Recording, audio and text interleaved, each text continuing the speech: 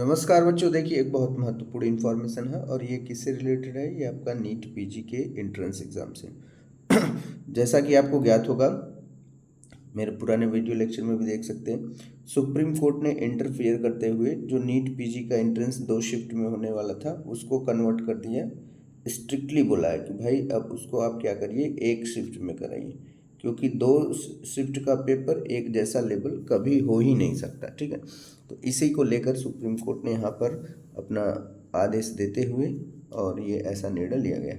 तो देखिए यहाँ पर कहा भी गया है, क्या देखिए करें, hold NEET PG exam in one sitting, 2 papers can vary in difficulty Supreme Court. ठीक है, तो कह रहा है कि 2 पेपर्स जो होते हैं ये समस्या उत्पन्न कर सकते हैं। ठीक है, 2 शिफ्ट में होगा तो कभी भी इनका लेवल समान नहीं होगा, तो इसलिए यहाँ पर कह रहा है कि 2 पेपर्स कैन वेरी डिफिकल्टी। तो मतलब अगर 2 पेपर होंगे तो डिफ़िकल्टी क्रिएट करेंगे। ये किसने कहा है? माननीय उच्चतम न्यायालय ने। ठीक है, तो उनका ये आदेश है। आइए आप पूरा चर्चा करते हैं। देखिए, तो ये टाइम्स ऑफ इंडिया के द्वारा कवर किया गया है। देखिए क्या करें, New Delhi, the Supreme Court on Friday directed to the National Board of Examination NBE to conduct the NEET PG exam in one sitting for all 2.4 lakh candidates. ठीक है, तो ये कह रहा है कि जो भी कैंडिडेट्स देने वाले हैं उनकी संख्या 2.4 लाख है, लगभग 2.5 लाख के आसपास। तो इनको मतलब एनबी सुप्रीम कोर्ट ने एनबी को डायरेक्टेड किया, निर्देश दिया कि भाई candidates instead of the scheduled test in 2 shift, तो कह रहा है कि जो आपने शेड्यूल रखा है 15 जून को होने वाला है और 2 शिफ्ट में, उसको आप क्या करिए, एक ही शिफ्ट में यानी वन शिफ्ट, सिंगल शिफ्ट में कराइए। ठीक है, उसने क्या ऑर्डर दिया, मतलब माननीय उच्चतम न्यायालय ने यही ऑर्डर दिया कि उसको एक शिफ्ट में कराइए। और उन्होंने 900 सेंटर्स अक्रॉस द इंडिया, तो सेंटर्स जो बने हैं वो 900 पूरे भारत में बने हैं। तो ठीक है, सेंटर वही रहने दीजिए, but you have to conduct in only one shift, that order passed by the Supreme Court. तो सुप्रीम कोर्ट के द्वारा ये आदेशित किया गया है। ठीक है, आइए देखते हैं विस्तृत चर्चा। A bench of Justice Vikramnath, Sanjay Kumar, and N.B. Anjaria said it was not ready to accept it that the body conducting the examination could not find enough centers to accommodate all candidates in one shift.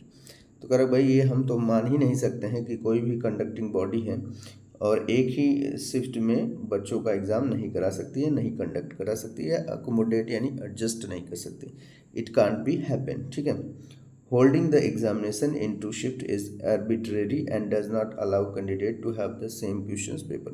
तो कह रहे हुए अगर 2 shift में करा रहे हैं तो क्या क्वेश्चन पेपर तो कभी सेम होगा ही नहीं, तो ये अलाउ भी नहीं हो सकता कि आप सेम ही क्वेश्चन पेपर दे दें। ठीक है, any 2 different question paper will very in their difficulty levels the bench set. तो भाई 2 क्वेश्चन पेपर है तो उनका डिफिकल्टी लेवल भी वेरी करता है, सेम तो कभी हो ही नहीं सकता।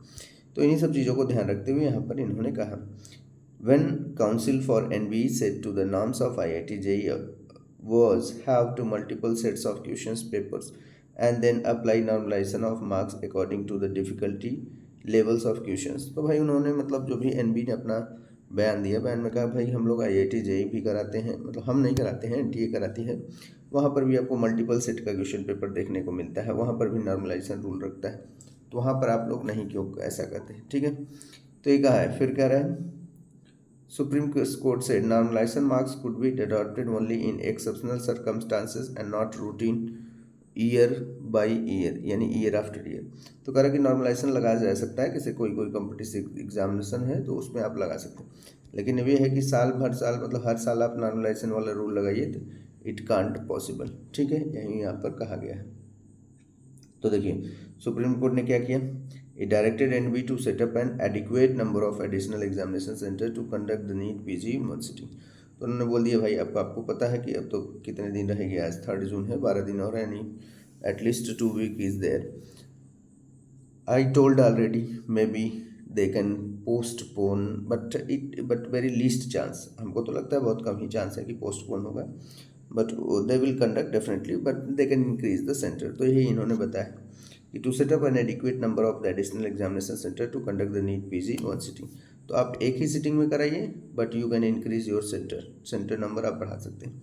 When the council said the process of identifying additional secure examination center could result in postponing the June 15th exam date. तो अब यहाँ पर देखिए ये बता दिया है, जैसा कि मैं भी बता रहा था कि when the council said process of identify additional secure examination center could result in the postponing the June 15 exam date. तो उन्होंने बताया भाई जून 15 हो सकता है एग्जाम डेट पोस्टपोन हो जाए। The bench said if the authorities required postponement of the test for finding more centers it would have to seek permission from the court।